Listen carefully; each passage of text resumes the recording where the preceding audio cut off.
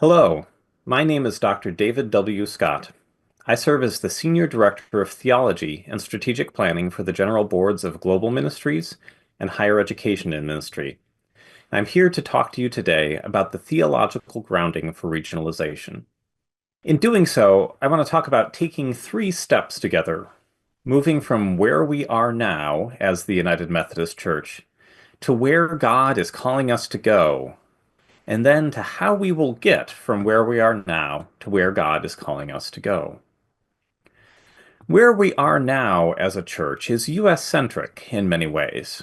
That is, as a denominational whole, the church tends to focus on those members and those parts of the church in the United States. And here are some facts associated with that U.S. centrism.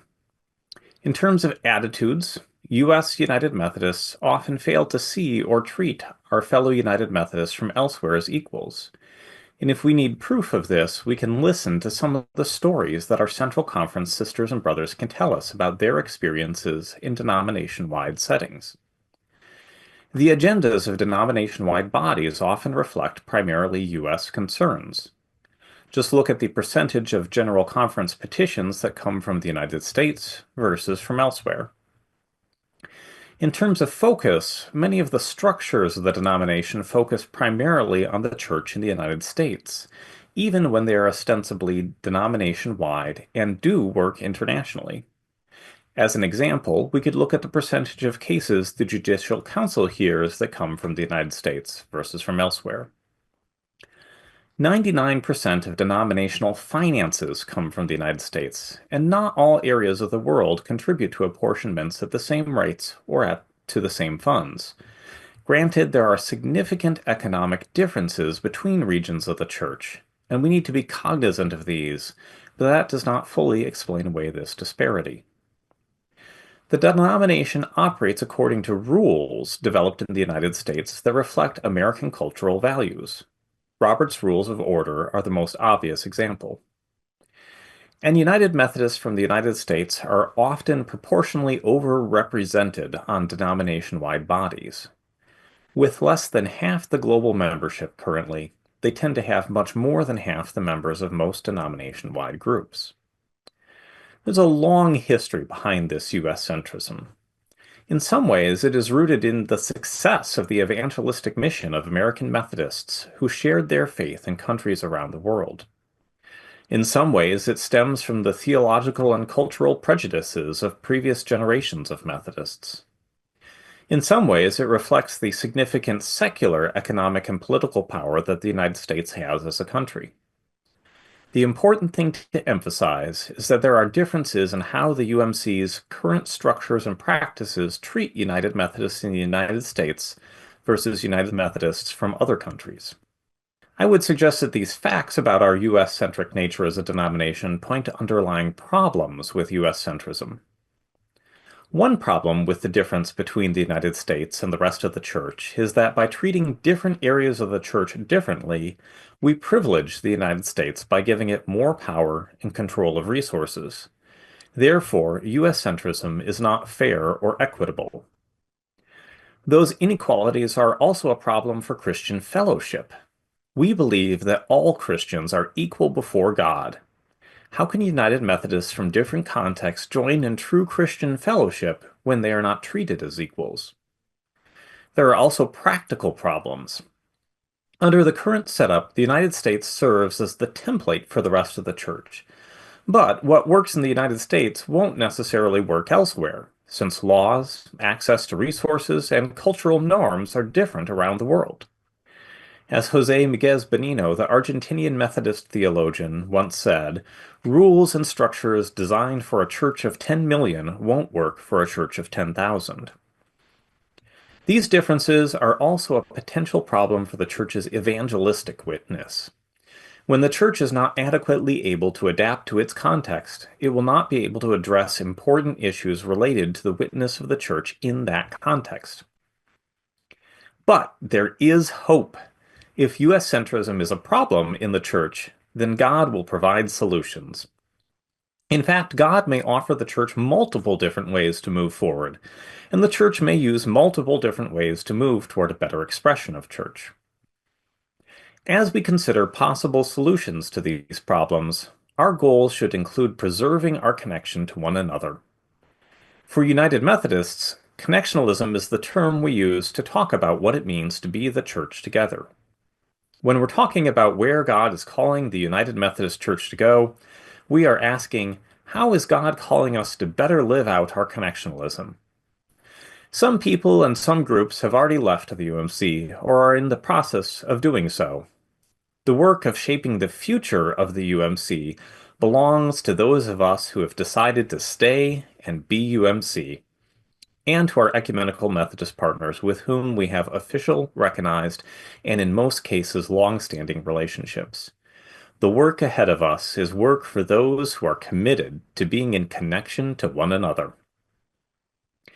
As we think about what sort of connectionalism God is calling the United Methodist Church to embody, we need to be aware of the different senses in which the term can be understood.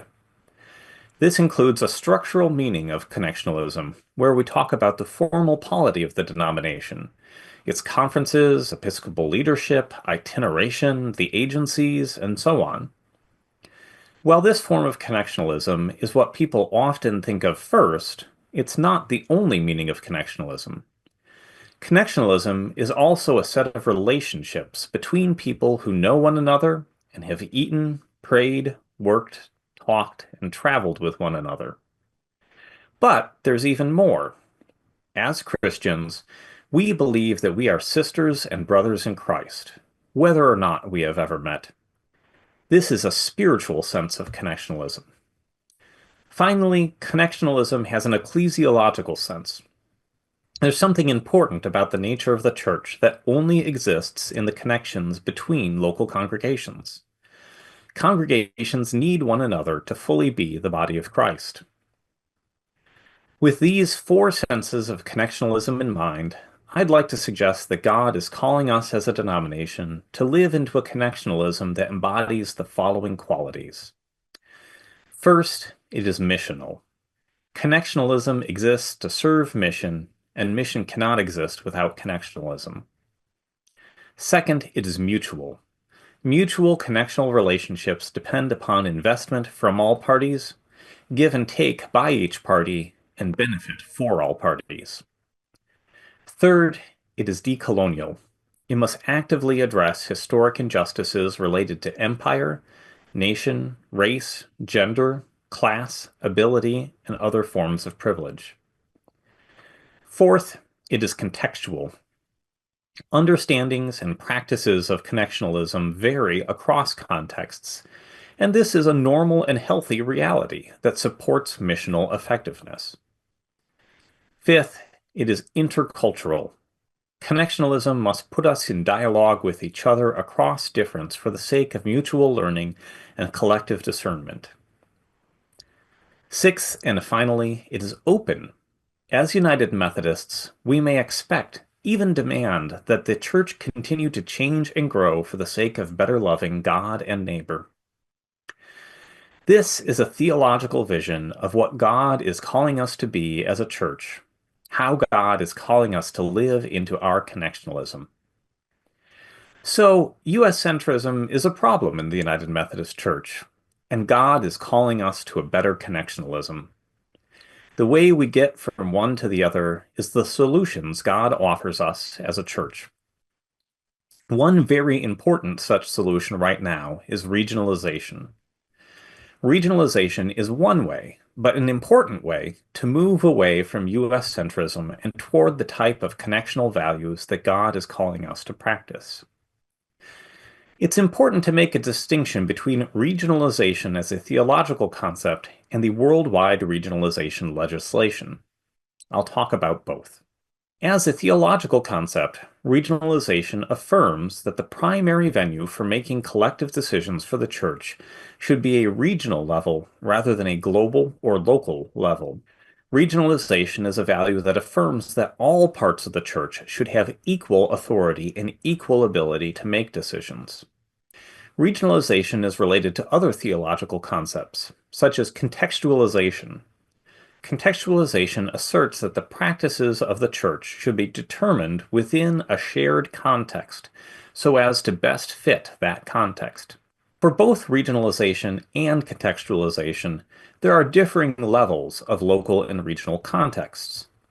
We could talk, for instance, about the local context of Basel and the regional contexts of Switzerland, Central Europe, and Europe as a whole.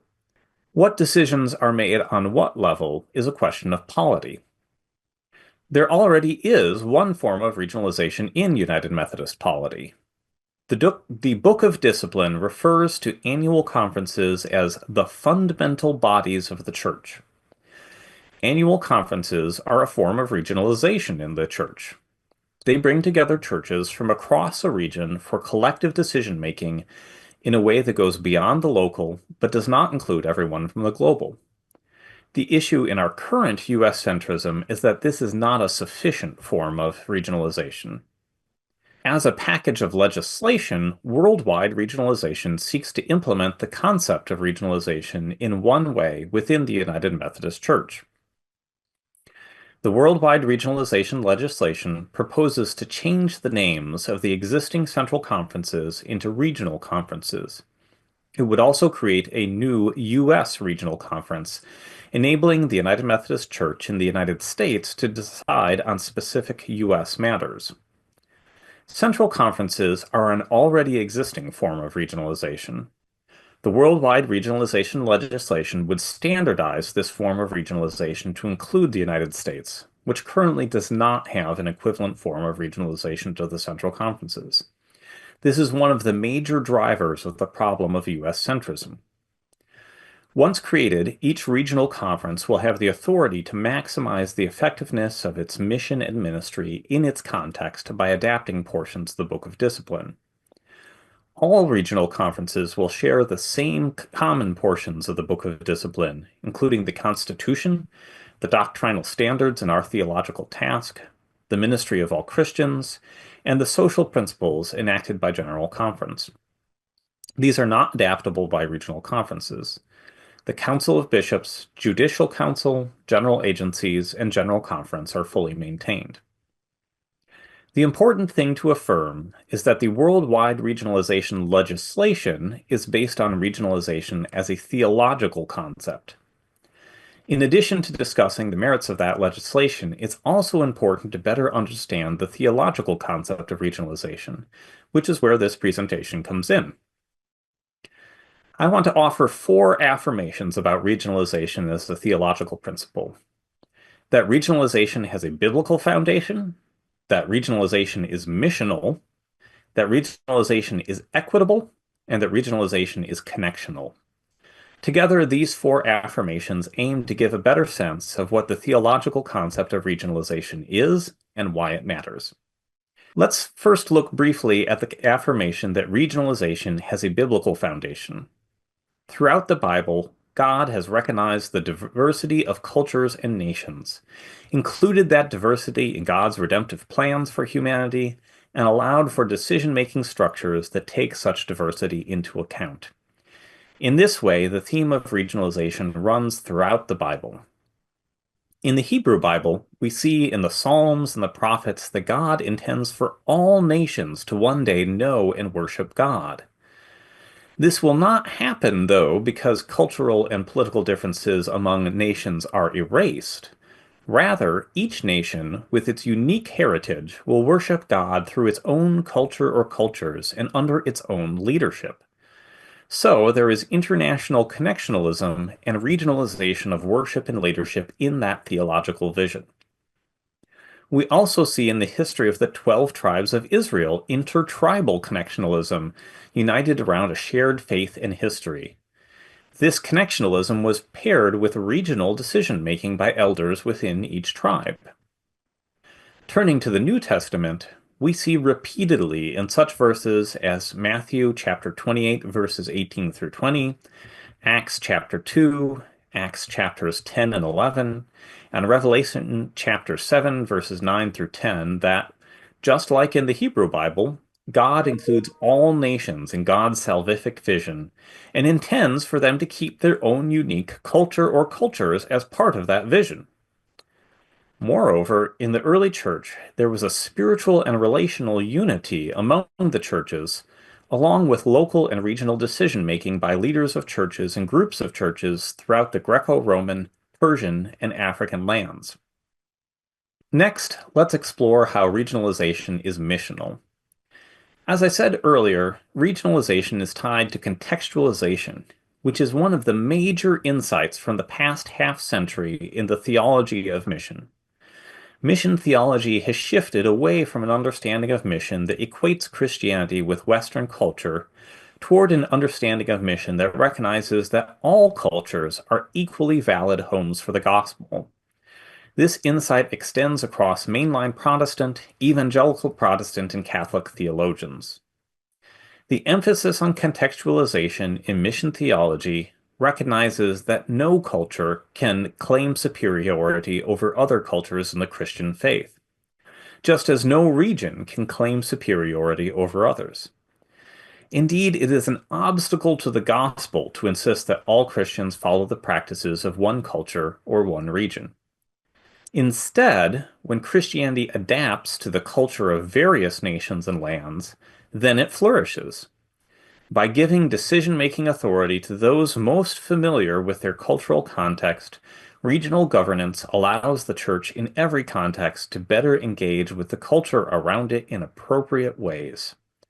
Shared belief and practices continue to unite Christians across cultural differences, even when those beliefs and practices are expressed using terms, symbols, and concepts indigenous to each culture. Again, regionalization is equitable. It moves away from a center-periphery understanding of the church. The United States is no longer treated as the center and template for others. Instead, regionalization recognizes that the church in each country, including the United States, is an adaptation of United Methodism to the particular context of that country. Each adaptation of United Methodism must reflect on its own context, as together they dialogue about what it means to be United Methodist across contexts. Under regionalization, each region governs itself, and each region contributes equally to the governance of the whole. And all regions build relationships of mutuality with each other, grounded in equity, reciprocity, and trust. Regionalization emphasizes the adaptation of the church to the various contexts in which it operates, but regionalization is not separation. It's simply a way for the United Methodist Church to live into its connectional identity. As history shows, and I'll say more about this momentarily, the quest to balance regionalization, connectionalism, and autonomy is long-standing. These theological concepts are not mutually exclusive. Instead, they reinforce one another. Together, United Methodists across nations and cultures can discern how to support one another in carrying out, in our own contexts, our shared mission of making disciples of Jesus Christ for the transformation of the world. So, while we have some problems in our church, including the problem of U.S. centrism, God provides us with solutions to our problems, and regionalization is one important such solution in the problem of U.S. centrism. There's more good news, though. I believe we are currently in a period in which God has opened up the possibility of change in our church. We are in a Kairos moment. Kairos is God's appointed time. It is a time when the possibility for successful collective action exists. To borrow language from the political science term of policy window, it is when a problem, a solution, and the will to implement that solution line up. We have a problem, U.S. centrism. We have a solution, regionalization. And I believe that we have the will to implement that solution in this moment. Our current Kairos time is the latest in a long line of Kairos moments throughout UMC history, as the church has repeatedly encouraged God's invitation to live into new and more equitable ways of being the connectional church together across geographic borders. From the 1790s through the 1810s, the system of a general conference and regional annual conferences evolved. The first General Conference was held in 1792, and in 1812, the Methodist Episcopal Church began the present system of electing delegates from annual conferences to the General Conference. In the 1830s and 40s, the first American Methodist International Missions offered the first chance to develop equitable relationships and structures across international boundaries. The church decided that annual conferences would be established everywhere Methodist mission went, not just in the United States. In the 1870s, the first central conferences were created in India and elsewhere in Asia to allow for more coordination among annual conferences outside the United States. Eventually, central conferences led to leadership selection and adaptation of church practices on a regional level outside the United States. In the 1920s, there was discussion of how the church in the United States should relate to the church in Korea, Mexico, and Brazil, where the church was pursuing autonomy. In this period, central conferences were also extended around the world, almost, but not quite, including to the United States.